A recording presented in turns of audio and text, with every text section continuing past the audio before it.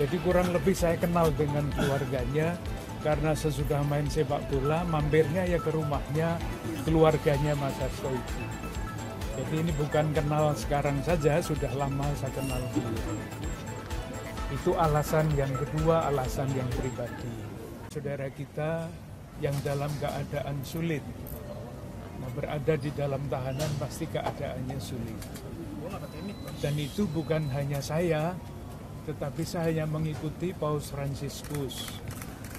Coba kita lihat, kalau kenal dengan Paus Fransiskus, ketika masih sehat, kalau masa-masa Paskah begini, pada hari Kamis nanti, beliau selalu datang ke penjara, selalu.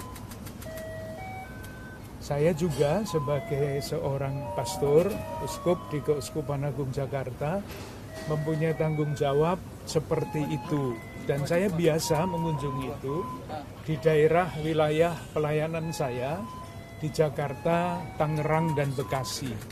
Jadi ini bukan hal yang sangat luar biasa.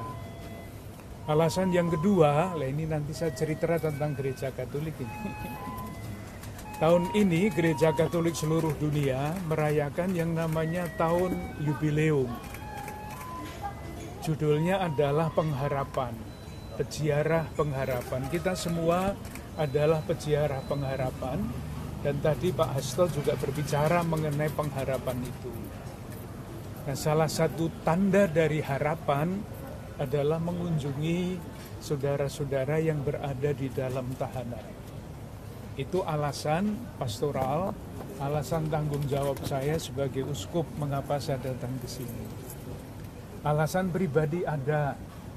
Pak Hasto itu rumahnya di Jalan Kaliurang di Gentan. Di depan rumahnya, di sebelah rumahnya itu ada lapangan sepak bola. Saya dulu tinggal di sana itu 16 tahun. Lebih 23 tahun tambah 7 malahan. Saya sering main sepak bola di lapangan itu. Jadi kurang lebih saya kenal dengan keluarganya, karena sesudah main sepak bola mampirnya ya ke rumahnya keluarganya Mas Hasto itu. Jadi ini bukan kenal sekarang saja, sudah lama saya kenal beliau. Itu alasan yang kedua, alasan yang pribadi. Tadi di dalam pembicaraan Mas Hasto merasa bahwa ini adalah masa untuk retret katanya. Jadi kata retret dipakai untuk memurnikan diri. Maka acaranya harian adalah pagi bangun, berdoa, doa-doa yang tidak sempat diucapkan pada waktu beliau masih aktif. Itu sekarang ada kesempatannya untuk mendoakannya secara lengkap. Membaca kitab suci, olahraga, menulis, berpikir, refleksi, diskusi, itu dilakukan di dalam tahanan ini bersama dengan teman-teman.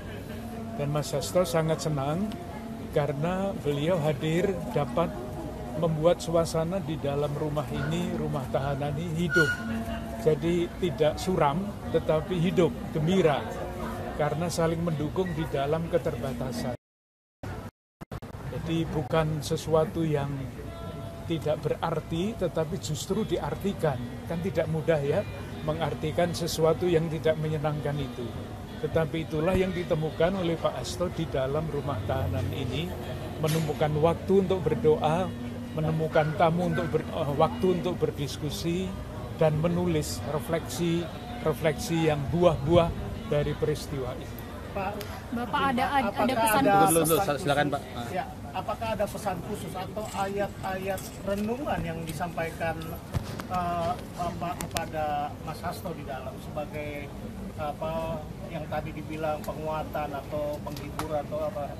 Salah satu yang boleh dikatakan ekstrim adalah menjalankan puasa 3 hari 3 malam, tidak makan dan tidak minum.